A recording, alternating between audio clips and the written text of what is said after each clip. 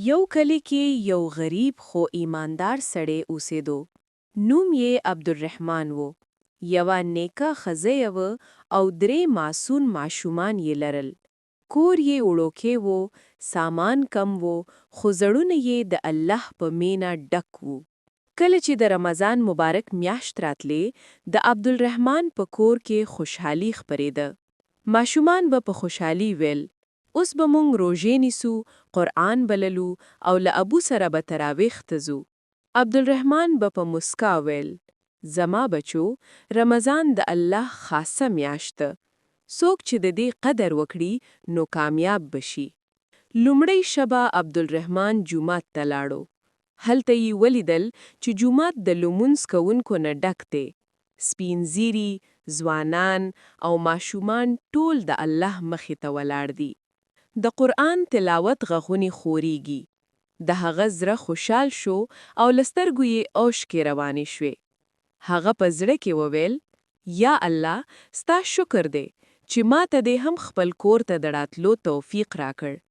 کله چې یې تراویح وکړې او کور ته راغلو، ښځې یې ساده خواړه تیار کړي وو. ټول یو ځای کښېنستل او افطار یې وکړ. بیا یې ماشومانو ته اودس ورکړ او قرآن یې واورول. د شپې په وروستۍ برخه کې ټول د سحري لپاره پاڅېدل. عبدالرحمن لاسونه پورت کړل او دعا یې وکړه: یا الله، زموږ عبادت قبول کړه، زموږ ګناهونه وبخښه او زموږ زړه یې د نیکۍ طرف ته واړوه. د رمضان ورځې تیرې دي. عبدالرحمن احساس کوو چې زړه یې نور هم آرامیږي. د ماشومانو عادتونه ښه کېدل. د ښځې په مخ هم خوشحالي ښکاره وه. د اختر په ورځ عبدالرحمن سره نوي کالي نه وو، خو زړه یې مطمئن و. هغه په مسکا ماشومانو ته وویل: زما بچو، اصلي اختر په نوو کالیو کې نه دی، بلکې د الله رضا حاصلولو کې دی.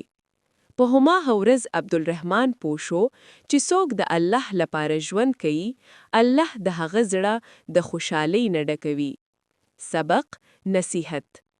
رمضان یوازې د لوږې نوم نه دی، بلکې د زړه پاکولو، عبادت زیاتولو او الله ته نږدې کېدو میاشت ده.